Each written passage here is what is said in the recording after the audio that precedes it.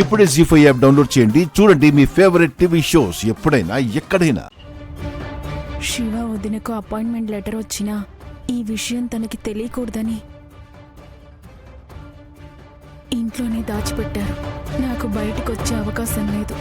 మీకు ఈ విషయం చెప్పాలంటే నాకు అందుబాటులో ఫోన్ కూడా లేకుండా చేశారు.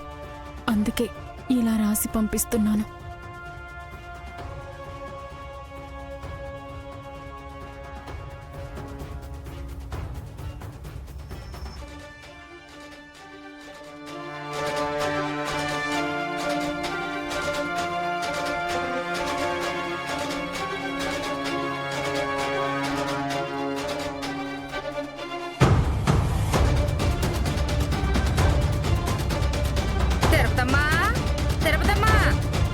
వస్తున్నారా? ఏందే నర్సే, చెట్టంత మనిషి నేను ఎడ కూసుంటే నన్ను పలకరించకుండా తిరుగుతుమ్మా దాన్ని పిలుస్తా ఉండవు. ఈ ఇంట్లోకి అడుగు పెట్టగానే లచ్చిందేవి లాంటి మొత్తైదుని కేకేయాలి గాని అన్ని రాల్చేసుకుని కూర్చున్నా మిమ్మల్ని పలకరిస్తే ఏం వస్తుంది?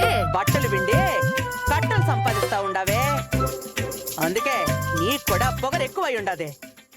నా మొగుడు పోతే నేను చేతికేసుకున్న గాజులు నుదుచుకున్న బొట్టు రాలిపోకుండా ఉంటాయా ఏంది? ఎట్టకారాలు కాకపోతే అన్నీ సరిగ్గా ఉతికి ఇస్త్రీ చేసావు కదా? మీరు ఇడిసిన బట్టలు సరిగా పిండకపోతే కంపొత్తాయి కదా. ఆయన మీరు కావాలనే అడుగుతున్నారు తిరుపతమ్మా. బట్టల వాసన చూసుకో, మల్లెపూలు గులాబీల కన్నా మంచి వాసన వస్తాయి. వాషింగ్ మిషన్ని ఏలకేలెట్టి ఆ కరెంట్ డబ్బాలో ఇడిసిన బట్టలేసి తిప్పుతా ఉంటారు కానీ చక్కంగా చేత్తో పిండి ఇస్త్రీ చేస్తే మా బోటోళ్ళకు మాత్రం వంకలు పెడతారు తిరుపతమ్మా. నాగవల్లి, ఒకసారి వచ్చి లెక్క చూసుకుందో గానీరా. అత్తయ్య వస్తున్నా.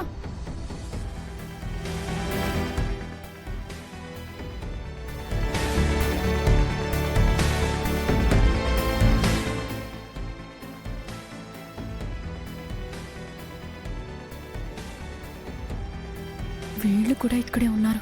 దొంగ చూపుల దేవబావకి అసలే అనుమానం ఎక్కువ.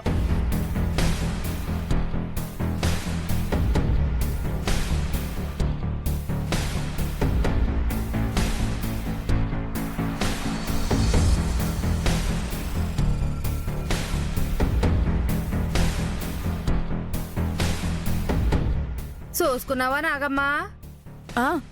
అన్నీ బాగానే ఉన్నాయి. ఇదిగో మా బట్టల్లో ఇంకెవరి బట్టలో కలిపేసి ఇచ్చావనుకుంటా. అందుకే మా అత్తయ్య లెక్క చూసుకోమంటుంది.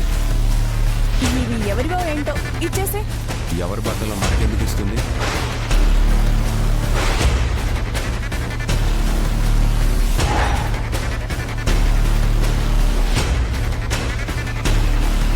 అందుకే నేను మొన్న తీసుకొచ్చినప్పుడు ఈ బట్టలు దాంట్లో వచ్చేసాయి. ఒకసారి చూస్తాను.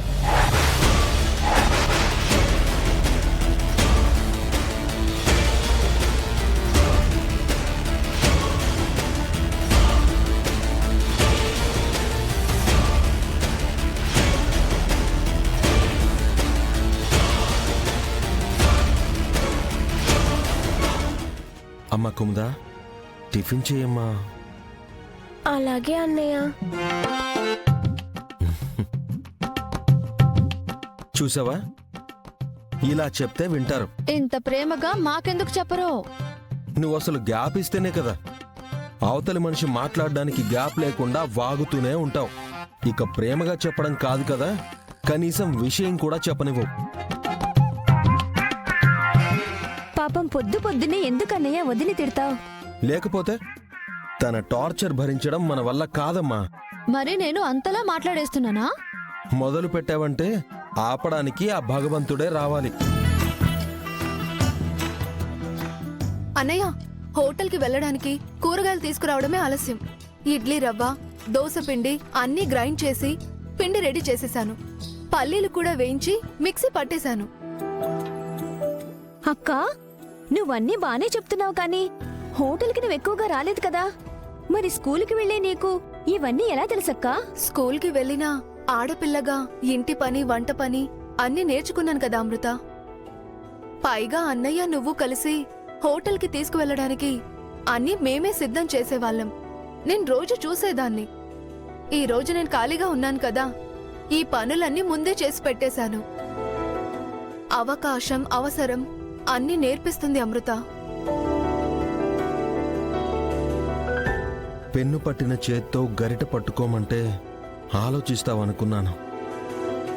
కానీ నువ్వే ఇదంతా సిద్ధం చేస్తున్నావంటే ఉద్యోగం పోయిన బాధ నీకు పోయింది అనుకుంటున్నాను.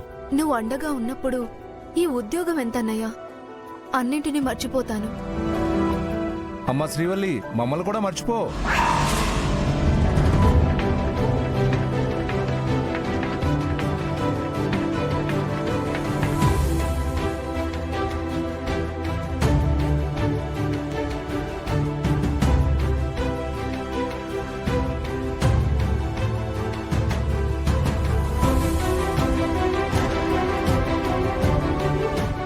అలా అంటున్నారేంటండి?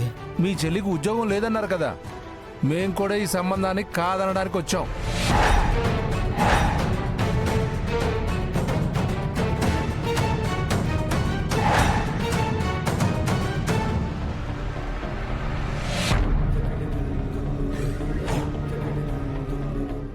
మీ ప్రాసలు ఆపేసి ముందు ఈ పెళ్లి ఎందుకు వద్దనుకుంటున్నారో అది చెప్పండి.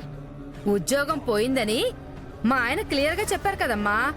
అంటే మీరు మా చెల్లిని చూసి ఈ సంబంధం ఒప్పుకోలేదా? తను తెచ్చే జీతానికి ఒప్పుకున్నారా?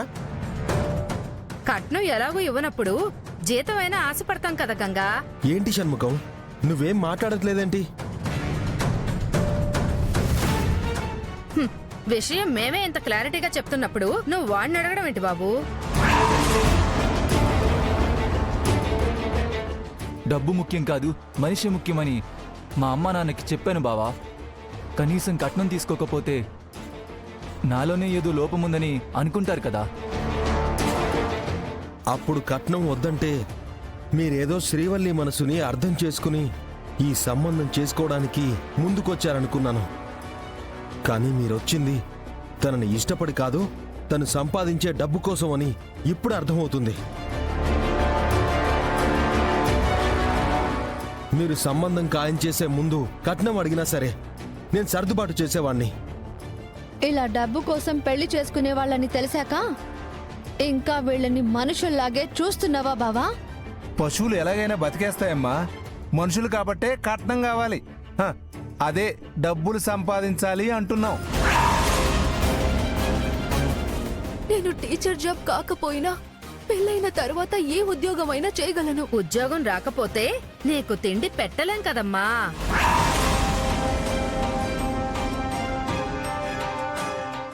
జీ5 యాప్ డౌన్లోడ్ చేసి అన్ని ఎపిసోడ్స్ పూర్తి ఉచితంగా చూడండి.